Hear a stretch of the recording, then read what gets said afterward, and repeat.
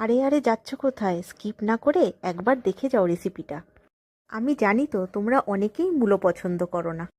আশা করছি এভাবে বানালে তোমাদের নিশ্চয়ই খুব পছন্দ হবে, আর যারা খাও না তারা বারবার খেতে চাইবে।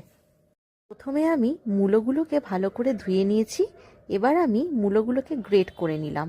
তারপর প্যানে সর্ষের তেল দিলাম, আর তেলটা গরম হয়ে এলে আমি কালো সর্ষে আর শুকনো লঙ্কা ফোড়ন দিলাম। এবার আমি আগে থেকে গ্রেট করে রাখা মূলোটা একটু একটু করে প্যানে ছেড়ে দিলাম। মূলোটা যেহেতু গ্রেট করা ছিল, তাই হয়তো মজতে খুব একটা টাইম লাগবে না। এবার আমি কড়াইশুঁটিটাও এর মধ্যে অ্যাড করে দিলাম। মূলো আর কড়াইশুঁটি একসাথে ফ্রাই হয়ে এলে এবার আমি আস্তে আস্তে সমস্ত মশলাগুলো দিতে থাকবো।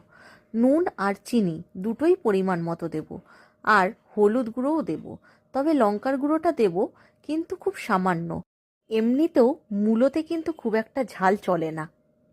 মূলো ঘন্টটা যতক্ষণ না আমি রেডি করছি, তোমরা আমার চ্যানেলটাকে প্লিজ লাইক অ্যান্ড সাবস্ক্রাইব করে দিও। আর যদি আমার ভিডিওটা ভালো লেগে থাকে তাহলে শেয়ার করে দিও। এই দেখো, কথা বলতে বলতে আমার মূলো ঘন্ট প্রায় রেডি হয়ে গেছে। আমি ধনেপাতা দিয়ে এবার এটাকে একটু গার্নিশ করে দিলাম। Thanks for watching, bye bye.